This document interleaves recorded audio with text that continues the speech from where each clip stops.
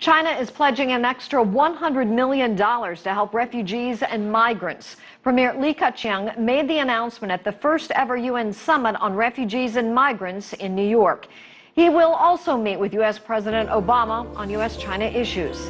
CCTV's Nathan King is joining us from the United Nations in New York. Nathan. Hi, Susan. Yeah, it's the first ever UN summit on refugees and migrants. It looks like the world is behind the problem, considering the crisis is pretty bad. We have now more refugees and migrants in the world than at any time since the Second World War, over 65 million. So the world tried to come together and essentially work out how to absorb these millions of people. But there's no big agreement here, just pledges to do more, educate children in camps, 1 million of those, find work for some of them, but plans to actually, for people in the European countries and here in the United States and in the Middle East to take more migrants haven't really been agreed upon. But all agreed that migrants and refugees should be treated better. Li Keqiang, the Premier of China, basically says that we should not treat them in large numbers, but also see them as individuals with hopes and dreams. And also said the crisis actually affects not just the refugees and migrants themselves, but all the nations of the world. Today, the number of refugees and migrants is at a scale not seen in decades.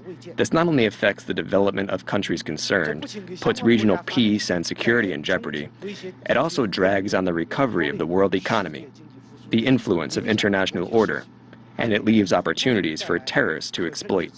When it concerns specific regions, it is a global issue, and no country can stay immune.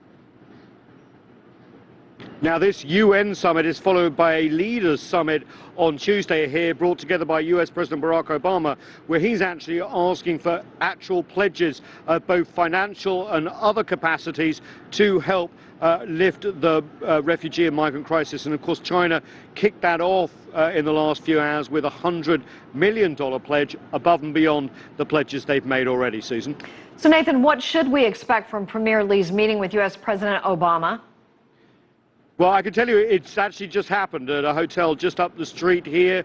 We are waiting readouts from that from both the White House and Beijing officials as well. What we do know going is they were talking about US-China issues, but specifically the DPRK. Remember, the DPRK recently set off a second nuclear test of this year, 2 in 1 year. It's already under tight UN Security Council sanctions. There's a difference between Beijing and Washington about really what to do next. Washington wants to tighten sanctions quickly even further, even though they haven't necessarily worked in bringing Pyongyang back to the negotiating table, and they want to target the financial sector in DPRK, which often could involve Chinese interests as well, and shut the DPRK essentially, potentially, out of the banking system like they did with Iran. So it's going to be very interesting to see where those negotiations go. This comes after US officials met with Japan and the Republic of Korea as well. So to have everyone here right now at a very, very high level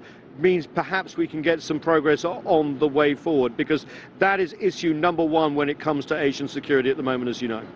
CCTV's Nathan King joining us from the UN in New York. Nathan, thank you.